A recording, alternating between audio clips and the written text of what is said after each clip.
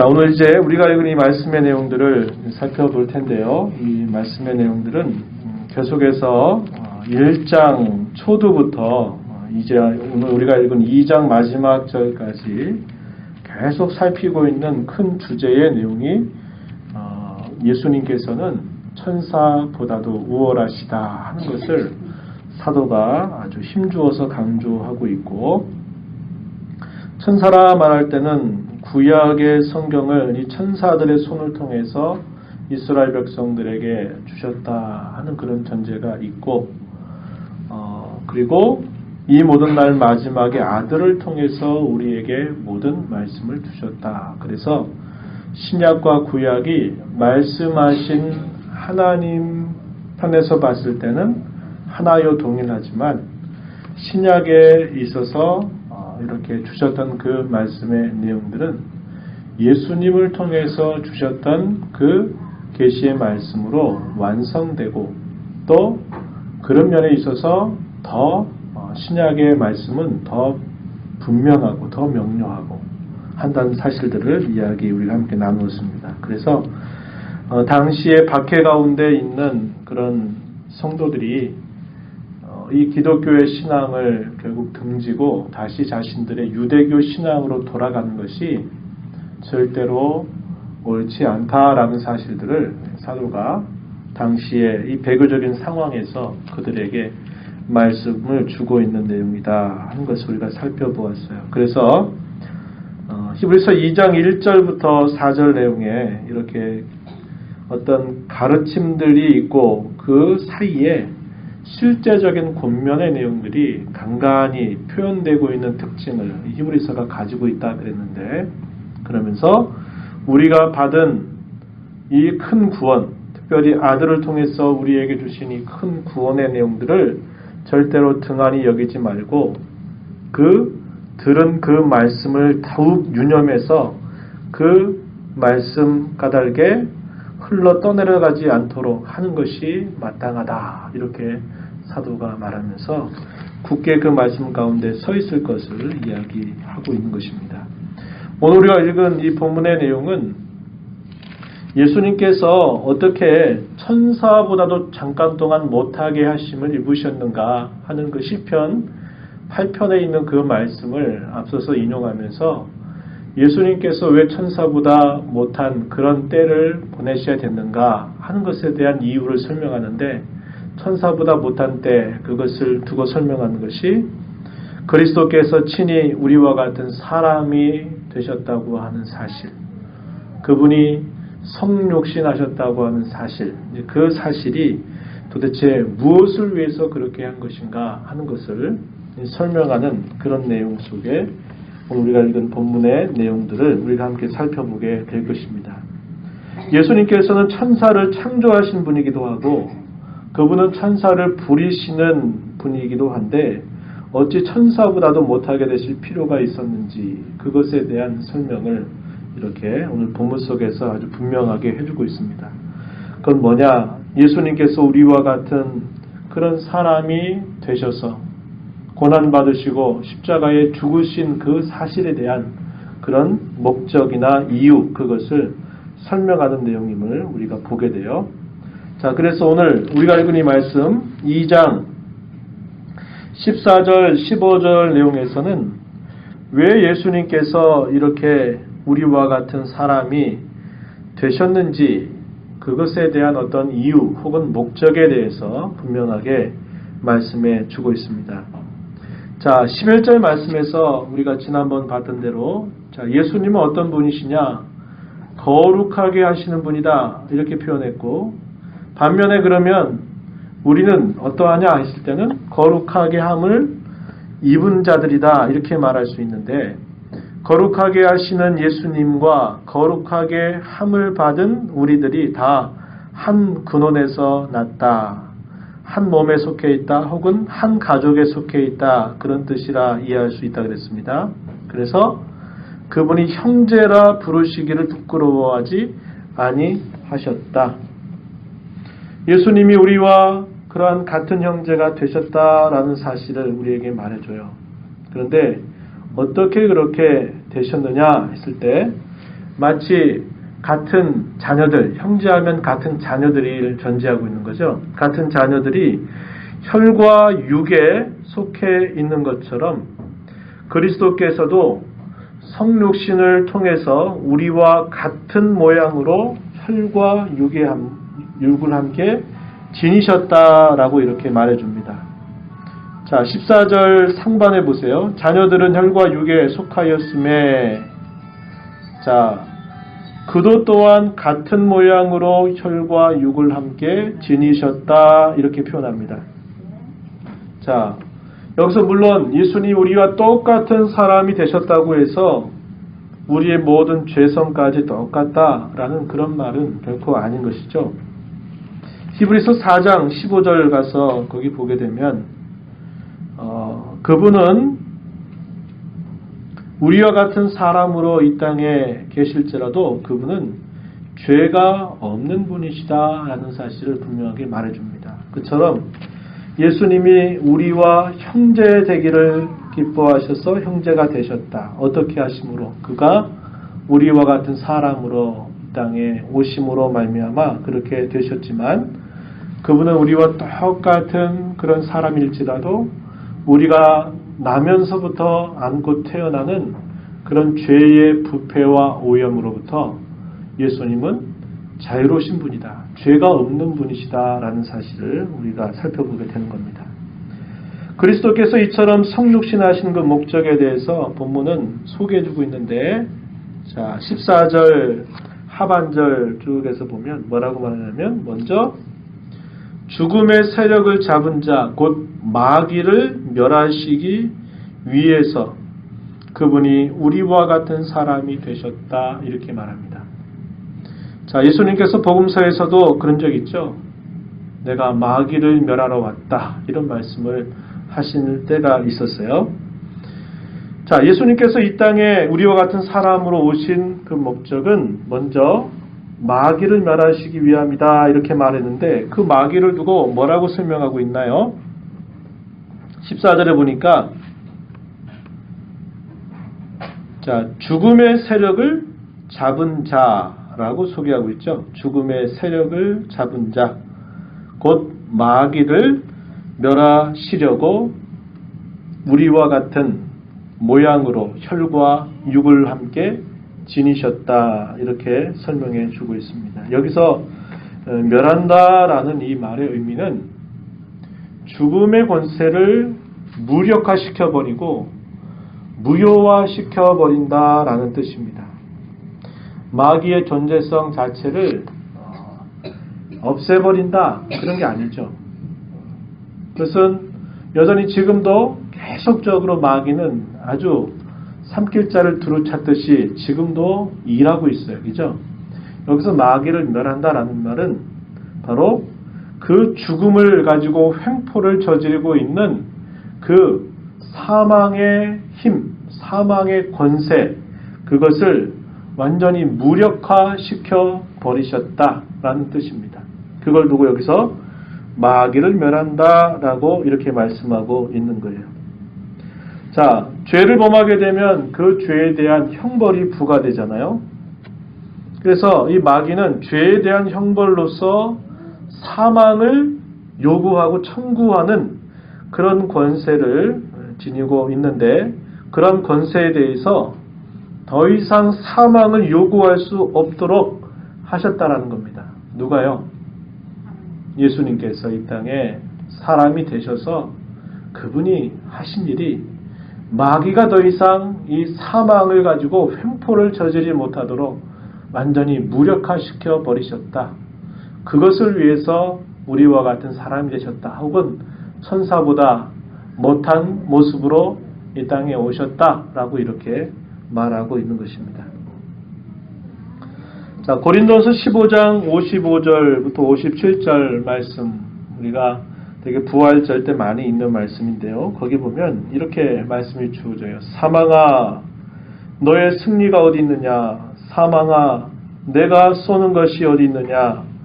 사망이 쏘는 것은 죄요, 죄의 권능은 율법이라.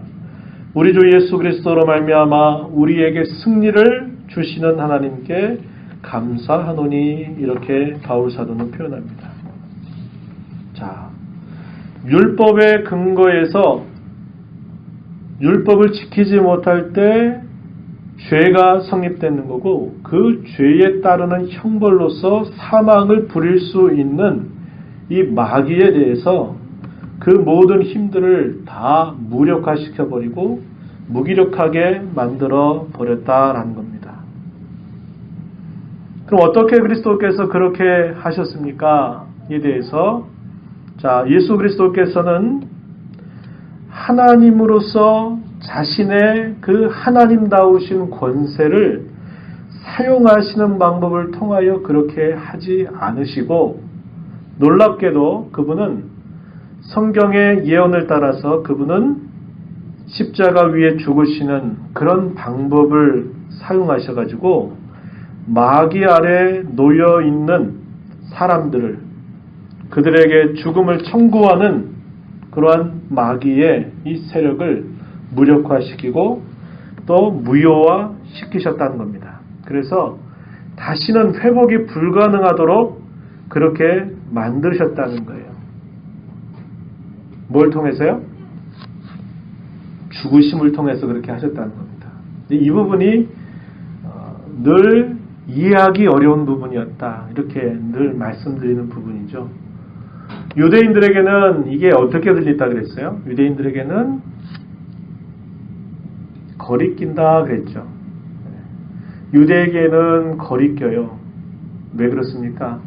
나무에 달려 죽는 죽음은 하나님의 저주에 의한 죽음이다 라고 그들이 성경을 알고 있기 때문에 그런 거죠. 당시에 이방인 혹은 헬라인들에게는 그것이 그게 무슨 말이 되는 소리냐, 그들의 지혜를 따라서 논할 때 그건 너무나 미련하게 보이는 사실이었다는 겁니다. 우리 같으면 어떻게 되겠어요? 하나님으로서 그 권세가 있으니까 그런 것들을 다 그냥 한꺼번에 다 끝내버리고 그냥 해버리면 될 거를 왜 하나님께서 그렇게 자신이 가신 그런 권세를 사용하지 않고 무기력하게 죽음이라고 하는 그런 방법을 사용하셔가지고 그렇게 하셨는지 이해가 되지 않는 거죠. 어떤 사람이 그런 식으로 일을 처리하겠어요? 이게 납득이 안 되는 겁니다. 너무 미련하고 어리석은 방법을 쓰고 있다고 보여지는 거예요. 그러니까 하나님께서 이렇게 하신 이 부분은 마치 모든 사람들에게 닫혀져 있는 것처럼 들리는 거예요. 유대인들에게는 무슨 하나님의 저주받아 죽은 그 죽음이 우리를 속량한다고 말할 수 있겠고, 헬라인들의 시각에서 봤을 때는 하나님이 그렇게 많다고 능력이 많고 천지의 주제라고 말하는 그분이 무슨 그런 어리석고 미련한 방법으로 그렇게 하냐? 말도 안 된다. 이렇게 생각하기 때문에 이 사실이 그들에게 십자가의 도가 그들에게는 별 호소를 갖지 못한다. 이 말이에요. 그러나 하나님은 이런 방법으로 구원하실 것을 이미 선지자를 통해서 예언하셨고 그 예언하신 바대로 친히 때가 됐을 때 하나님이신 자신의 사랑하시는 아들을 우리와 똑같은 사람으로 이 땅에 보내셔서 죽음을 통해서 그렇게 하셨다라고 이렇게 말하는 겁니다. 그래서 그분의 죽으심은 뭐예요? 바로 마귀의 이 사망의 권세를 완전히 무너뜨리고 깨뜨려버리는 그런 수단으로 그렇게 하셨다라는 거죠. 예수님께서는 인자가 온 것은 섬김을 받으려 함이 아니라 섬기려고 왔다. 그 섬김의 극치를 어떻게까지 표현하느냐? 나를 많은 사람을 위한 대속의 제물로 주려고 내가 왔다. 무슨 말이에요? 나 죽으러 왔다 이 말입니다. 예루살렘에 올라가실 때 뭐하러 올라가신 거예요? 죽으러 올라가시는 겁니다. 제자들은 땅꿈 꾸고 있었지만 예수님은 죽으러 가는 겁니다. 죽으시러 올라가는 거예요. 왜 그래요? 이 죽음을 통해서 사단이 청구하는 그 죽음의 횡포를 무력화시키려고 그렇게 하신 것임을 말해주고 있다 하는 것입니다. 자, 더 나아가서 오늘 우리 본문은 예수님께서 이렇게 성육신하신 목적에 대해서 또 이렇게 더 설명합니다. 죽기를 무서워해서 한평생 마귀에게 매여 종노릇하는 모든 자들을 놓아 주시려고 그렇게 하셨다. 이렇게 설명하고 있어요. 자, 15절입니다. 15절. 2장 15절 말씀. 또 죽기를 무서워함으로 한평생 매여 종노릇하는 모든 자들을 놓아 주려 하십니다. 그게 두 가지로 설명하고 있죠. 하나는 뭐라고 그랬어요? 마귀, 사단이 가지고 있는 이 사망의 권세를 무력화시켜버리고 그분의 죽음을 통해서, 죽으심을 통해서, 그리고 또 하나는 한평생 매여 종노릇하는 모든 자들을 놓아주려 하시려고, 해방시키시려고 그렇게 우리와 같은 사람이 되셨다. 이렇게 말해주고 있다는 겁니다. 사실 세상의 모든 사람들은 태어나면서 죽을 때까지 이 죽음의 권세와 그늘 아래 살고 있는 셈이에요. 근데 사람들은 그것을 알지 못하죠. 인정하지 않죠. 네? 예전에 어떤 광고에서 보니까 어머니 뱃속에서 태어난 아이가 로켓탄에다가 탁 해가지고 출발해가지고 슉 가는 데 날아가면서 아이가 청소년이 되고 청년이 되고 또 장년이 되고 노년이 되더니 탁 떨어지는 곳이 무덤으로 떨어져 버리는 그런 광고가 있었죠. 보셨어요, 여러분? 보신 것 같아, 그죠? 반응하시는 거 보니까. 사람이 태어나자마자 사람은 죽음을 향해서 마치 빠른 속도로 로켓탄에 실려 날아가는 것처럼 이렇게 그려지고 있는 모습을 말해주고 있죠. 자, 사망은, 이 마귀는 계속 범죄하는 그런 인생들을 향해서 너는 죄 가운데 태어났고 너는 죄 가운데 태어나서 죄 짓고 살다가 죄값 받고 살다가 결국 영원한 형벌에 처한다. 이것을 모두에게 이 사탄이 그것을 다 청구하고 있는 거예요. 왜? 다 죄 가운데 태어나서 죄를 일삼고 살다가 죄 가운데 죽기 때문에 그런 것이죠. 그래서 여기 본문에 표현하기는 뭐라고 표현한 거예요? 한평생 매여 종노릇하는 모든 자들이다. 이렇게 표현했어요. 뭐에 매여서? 죽기를 무서워하는 거죠. 그 형벌로서 당하는 그 죽음을 무서워해서 한평생 매여 종노릇하던 그런 자들, 이러한 자들을 놓아 주시려고, 그들을 건져 주시려고, 그들을 구원해 내시려고 바로 우리 예수님께서 우리와 같은 사람이 되셨다. 이렇게 설명해 주고 있는 것입니다. 우리 주님의 이렇게 성육신 하셔서 이렇게 그분이 죽으신 그 죽음의 그런 효력으로 말미암아 우리 믿는 신자들에게는 죽음이 더 이상 죄의 형벌이 아니라는 것 기억하자 그랬어요. 우리가 죽는 건 죄값으로 죽는 거 아닙니다. 꼭 기억하시기 바라요. 신자의 죽음은 죄값으로 죽는 죽음이 아니에요. 죄값은 다 치러졌어요. 누구에 의해서? 예수님에 의해서 다 치러진 겁니다. 그게 아직 남아있어서 죽어야 완전히 끝나는 게 아니에요. 우리 믿는 신자들의 죽음은 죄값으로 죽는 게 아니에요. 그것은 오히려 성경에서 말하기를 주 안에서 죽는 자가 복되다 이렇게 말했듯이 성도의 죽음은 그 죽음이라고 하는 관문을 통해서 영광에 이르는 것임을 성경이 우리에게 가르쳐줘요. 그러나 똑같은 죽음일지라도 예수 그리스도의 이 공로 안에 있지 않고 밖에 있는 자들에게는 그 죽음은 형벌의 하나의 시작이죠. 형벌의 시작이에요. 영원한 형벌에 들어가는 그런 형벌의 시작으로 죽는 겁니다. 그래서 그게 다르다 이 말이에요. 똑같이 죽는 것 같고 똑같은 장례식장에 있는 것 같은데 예수님을 믿는 사람과 그분을 믿지 않는 사람의 이렇게 하늘과 땅과 같이 이렇게 그 차이가 다르다라고 성경이 우리에게 가르쳐 주고 있다 이 말입니다. 왜 그래요? 그분이 우리 위해서 사람으로 되셔서 이 땅에 오셨고 우리의 값을, 우리의 죄의 값을, 우리가 치러야 될 영원한 그 형벌의 값을 그분이 대신 그분의 죽음을 통해서 다 갚아주셨고 다 그것을 면제시켜 주셨기 때문에 사망이 우리에게 무엇인가를 더 이상 요구할 수가 없어요. 완전히 무력화되어 버렸기 때문에 그렇게 하셨다라고 가르쳐 주고 있는 것입니다. 이어서 계속 주어지는 그 말씀의 내용을 보면, 자 16절 보면, 이는 확실히 천사들을 붙들어 주려 하심이 아니요 오직 아브라함의 자손을 붙들어 주려 하심이라, 이렇게 소개하고 있죠. 자, 천사들을 붙들어 준다. 천사들을 위한 것이 아니다. 오히려 아브라함의 자손을 위한 것이다. 이렇게 말해주고 있습니다. 그래서 예수님께서 이 땅에서 이렇게 사람으로 오셔서 그분이 십자가에서 이렇게 죽으심을 당한 것은 바로 그런 천사들을 위함이 아니라 바로 아브라함의 자손을 붙들어 주려고 하신 일이다. 이렇게 말씀하고 있는 거죠. 천사들 같은 경우에는 타락하면 중보가 없어요. 중재가 없다 이 말입니다. 그러나 우리에게는 뭐가 있어요? 그분의 죽으심이 우리를 대속한다 그랬어요. 대신 속죄해 준다는 거예요. 우리가 우리의 죄의 값을 우리가 갚을 수 없고 우리의 다른 사람의 그런 죄값을 내가 다시 갚아줄 수도 없어요. 왜?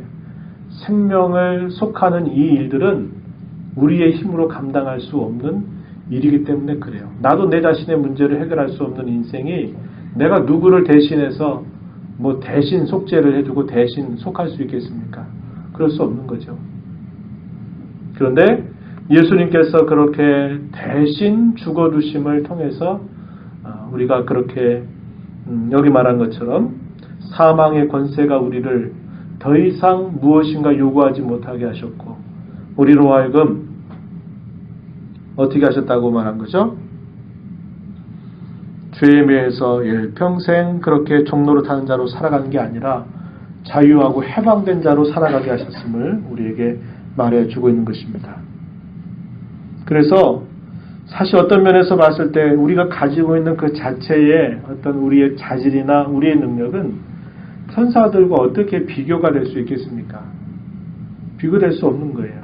그러나 하나님께서 비참하고 곤비한 우리에게 베풀으신 그 은혜가 얼마나 크냐. 그 큰 것 때문에 천사보다도 더 존귀한 자처럼 우리가 여김을 받는다는 거죠. 왜? 우리를 위해서 주님이 대신 죄값을 갚아주시는 그 사랑을 베풀어 주셨기 때문에 그런 것입니다.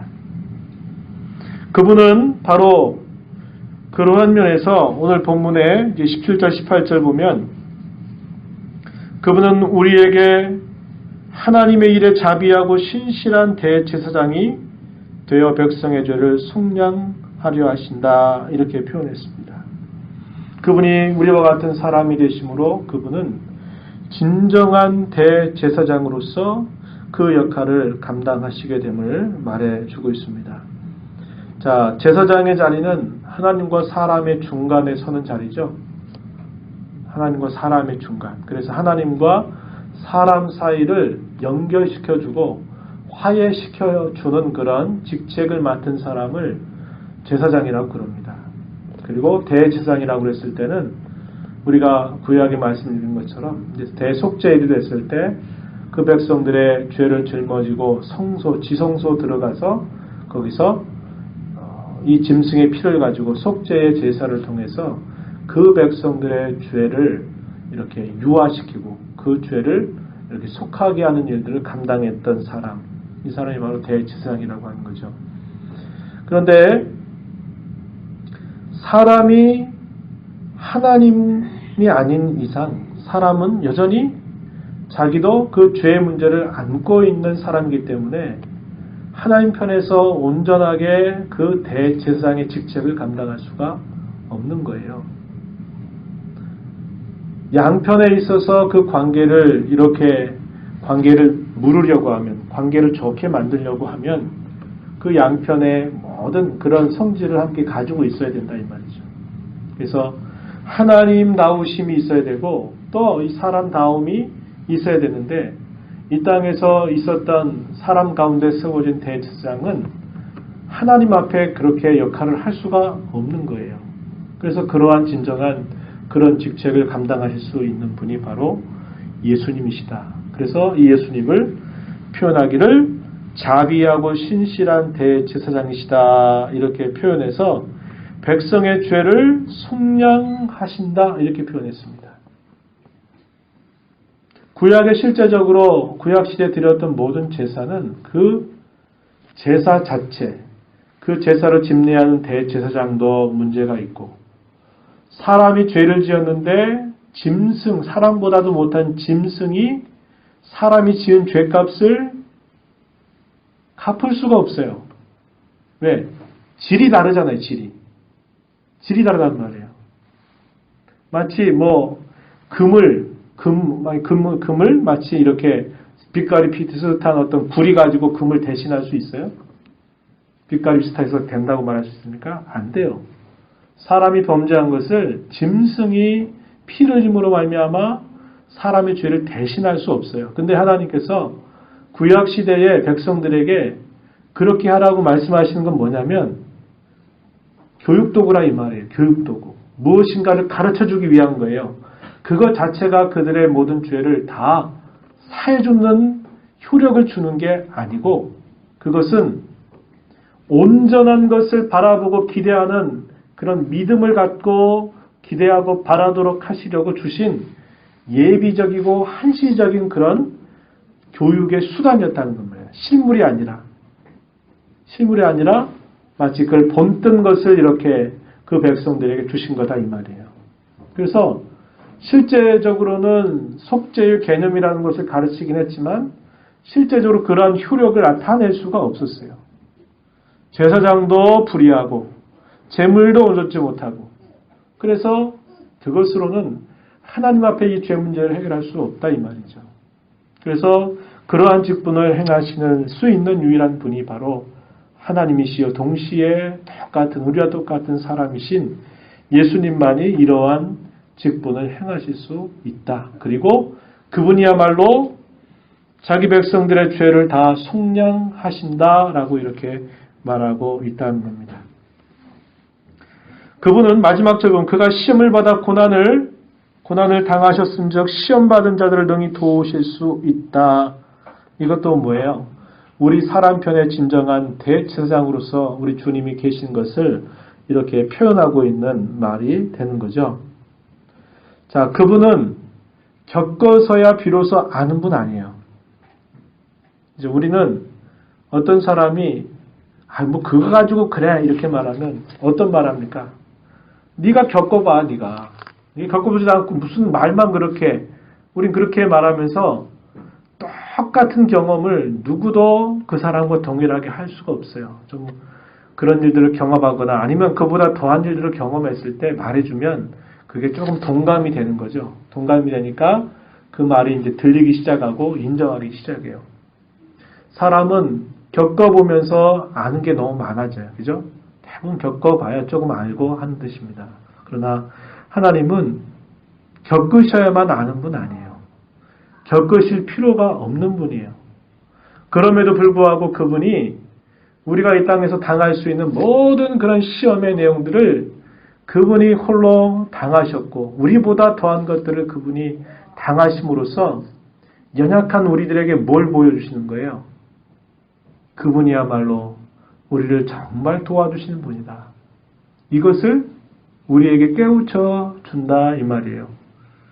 그래서 여기 마지막 절에 그가 시험을 받아 고난을 당하셨은즉 시험 받는 자들을 능히 도우실 수 있다 이 말을 오해해서 그분이 그런 고난과 어려움을 당하지 않으면 우리를 이해하지 못해 이렇게 말할 수 있는 건 아닌 거예요. 우리의 눈높이에 맞춰서 마치 그 눈높이에 적응하시듯이 이렇게 주님이 우리보다 더한 것들을 우리를 대신해서 그것을 당하시고 또 겪으시고 하셨음을 우리에게 기억함으로써 우리로 하여금 어떻게 하라는 것을 알려주는 겁니까? 그분이 우리의 진정한 도움이 되심을 분명히 알고 또 우리가 인생 가운데서 만날 수 있는 많은 그런 시험이나 여러 시련들 앞에서 낭망하지 말고 주저앉지 말고 주님이 앞서서 그런 모든 일들을 친히 우리와 똑같은 사람으로 당하시면서 가신 것을 기억하고 그리스도의 고난을 마치 우리의 갑옷처럼 삼고 우리로 하여금 어떤 고난이든지 어떤 시련이든지 어떤 시험이든지 이겨 나갈 것을 우리에게 가르쳐 주시는 것입니다. 오늘 우리가 이 말씀을 보면서 두 가지 정도 적용을 하고 마무리하겠습니다. 첫 번째는 사망의 권세를 무효화시켰어요. 누구에게? 우리에게. 또 무력화시켜버렸어요. 더 이상 사망이 우리를 주장하지 못하도록 마귀가 우리에 대해서 너 죽어야 돼 라고 청구할 수 없도록 우리 주님이 대신 죽으심을 통해서 완전히 무효화시켜버리고 무력화시켰다고 하는 것을 우리가 기억해야 합니다. 우리를 마귀에게서 완전히 해방시켜 주신 그 귀한 하나님의 은혜를 기억하고 우리가 어떻게 해야 될까요? 더 이상 죄가 우리를 주장하지 못함을 어떻게 될까요? 믿음으로 선언해야 돼요. 우리가 지난번에도 그런 말씀을 나눴는데 그렇게 여기라고 고백해요. 여기라고 가르쳐 줍니다. 나는 죄에 대하여 죽었다. 주님과 함께 나는 죄에 대하여 죽었다. 죄의 세력이 나를 더 이상 주관할 수 없다. 그것을 믿음으로 여기라 그랬어요. 죄에 대하여 죽은 자로 여기고 의에 대하여 산 자로 믿음으로 여겨라. 이렇게 말하는 거죠. 우리의 이 죄와의 싸움은 그것으로부터 시작되는 거예요. 그거 없이 내 힘으로 버팅기고 내 힘으로 싸우려고 하면 이겨낼 수가 없어요.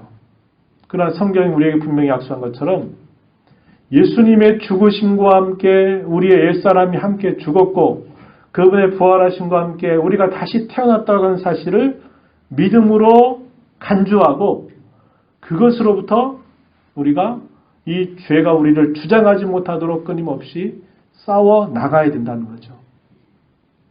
왜? 주님이 그렇게 하시려고 그분의 정귀하신 그분의 목숨을 그분의 몸을 우리에게 그분의 보혈을 우리를 위해서 찢겨주시고 흘려주셨기 때문에 그런 것입니다.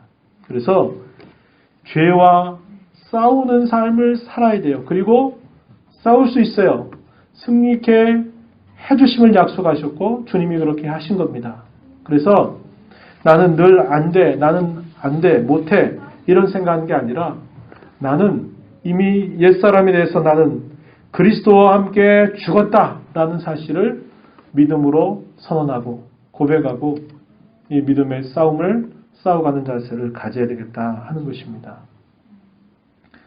이런 일들을 위해서 하나님이 강력한 그 진 요새를 파할 수 있는 신적인 무기들을 우리에게 주셨다 그래요. 고린도후서 10장 3절 이하에 보니까 견고한 진을 파하는 신적인 능력이라 그걸 가지고 우리가 영적인 싸움을 수행해야 된다라고 말합니다. 그래서 그런 것들이 뭡니까? 하나님께서 우리에게 약속해 주신 영적인 싸움의 도구들을 우리가 부지런히 잘 사용한 일을 통해서 어떻게 하느냐? 이런 영적인 싸움을 싸워 나가야 된다는 거예요. 왜? 우리는 그렇게 선언됐기 때문에 그래요. 죄에 대해서 죽은 자임을 이야기하고 있고 그 죄의 세력으로 우리를 잡아오는 것들로부터 주께서 우리를 해방시켜 주셨기 때문에 우리 안에 남아있는 이 죄된 어떤 습성들 그런 것들과 끊임없이 영적인 싸움을 싸워나가는 그런 결단이 우리에게 있어야 된다는 겁니다. 두 번째는 우리와 똑같은 인성을 가지신 주님께서 말할 수 없는 시험과 고난 가운데서 승리하신 것처럼 우리 또한 시험을 받을 것 같으면 무기력하게 쓰러지는 그런 자세 말고 이겨나는 그런 삶을 살아가야 되겠다 하는 겁니다. 예전 여러 주 전에 우리가 성경을 읽으면서 누가복음을 읽었던 때가 있었죠. 누가복음 4장에 보면 예수님께서 공적인 생애를 시작하시면서 성령의 이끌리심을 받아 이제 광야에서 사탄에게 시험을 당하시잖아요. 그죠? 시험을 받으세요. 그 시험의 내용은 그냥 그 한 번에 단회적으로 있었던 일이 아니고 그것은 주님이 당하신 그 시험은 우리가 이 땅에서 당할 수 있는 시험의 내용과 그 본질 자체가 달라요. 그것은 분명합니다. 왜? 그분은 제2의 아담, 마지막 아담으로서 마치 에덴 동산에서 인류 전체를 짊어지고 하나님께로부터 명령을 받았었는데 결국 그 명령을 거절함으로 말미암아 세상 가운데 죄와 사망이 이렇게 들어오도록 그렇게 했던 첫 번째 조상 아담이 아니라 마지막 아담으로 우리를 구원하시려고 의롭게 하시려고 그분이 당하신 그 시험의 내용이라는 면에서는 근본적으로 다르다 그랬어요. 그러나 또 한편 우리에게 계속적으로 유효한 건 뭐냐면 사탄이 그렇게 걸어오는 그 시험의 내용은 그 이후에 모든 신자들을 향해서 그리고 그 이후에 모든 교회를 향해서 모든 하나님의 백성을 향해서 시험을 걸어오는 성격에 있어서는 여전히 지금도 계속된다. 그런 이야기를 제가 초두에 말씀을 드렸죠. 그래서 시험 당할 때 어떻게 하자 그랬습니까? 시험 당할 때 물러서지 말고 이겨내자 그랬어요. 그죠? 그 시험의 내용에 관해서는 다시 여러분들이 설교를 들어보시면 확인할 수 있을 것이고 시험을 이겨야 돼요. 왜요? 오늘 본문에도 말하잖아요. 시험을 받아 고난을 당하셨다는 거예요. 누가요? 앞서가신 주님이. 그리고 승리하셨어요. 근데 우리는 시험 받으려고 하면 벌써 그냥 이렇게 다 고개를 숙이고 나 시험 들었어. 시험 받았어. 이렇게 이야기하면서 나아가는 우리의 모습은 이러면 안 된다 이 말입니다. 시험이 될 것도 시험이 안 되고 넘어가야지 시험이 안 될 것도 시험 들어가지고 넘어지고 쓰러지면 어떻게 합니까? 그러면 안 되겠죠? 우리 주님이 좋은 본을 우리 앞서서 보여주신 것을 기억하면서 시험이 안 올 수는 없어요. 시험을 안 당할 수는 없지만 그 시험을 당하면서 승리하는 것이 우리를 위하신 주님을 기쁘시게 하는 것임을 기억하고 시험거리 가지고 시험처럼 여기고 시험이 아닌 것, 안 될 수 있는 것들 시험으로 여기면 안 되겠죠. 그래서 우리가 이런 예수님의 귀한 사랑을 기억하면서 어떤 것들도 능히 감당할 수 있다. 감당치 못함을 우리에게 허락지 아니하신 하나님을 우리가 믿고 신뢰하면서 모든 시험에서 승리해서 우리 앞서 가신 주님을 기쁘시게 해드리는 우리 모두가 되기를 진심으로 바랍니다. 함께 기도하겠습니다. 하나님 아버지 감사합니다. 오늘도 주님의 말씀 앞에 저희들을 불러주셔서 하나님께서 우리 주 예수 그리스도 안에서 저희들에게 베풀어 주신 귀한 은혜의 내용들이 무엇인지 다시 한번 살피게 하셔서 감사합니다. 우리와 같은 사람으로 이렇게 이 땅에 오셔서 또 우리의 모든 이 사망의 권세 아래 종로로 됐던 저희들을 해방시키시고 이 죽음을 청구하는 사단의 그 모든 권세와 세력으로부터 무력화시켜주시는 이 귀한 은혜를 우리에게 허락해 주신 것을 기억하고 우리가 죽음도 두려워하지 않고 죽음조차도 영광에 이르는 그런 관문임을 우리가 기억하면서 죽는 것 두려워서 또 그 사망이 두려워서 늘 죄에 매여 살아가는 우리의 인생길 되지 않도록 인도하시고 더 이상 죄의 세력이 우리를 주장하지 못하도록 죄에 매여 살아가는 저희들의 삶이 되지 않고 의로운 싸움을 잘 싸워가는 저희들의 모습이 되게 하여 주시기를 원하옵고 우리 앞서서 감당할 수 없는 그런 큰 시험과 그런 고난 중에서도 승리하셨던 주님을 바라보면서 저희 또한 이 승리의 삶을 살아가는 우리 모두가 되게 하여 주옵소서. 예수님 이름으로 간절히 기도하옵나이다. 아멘.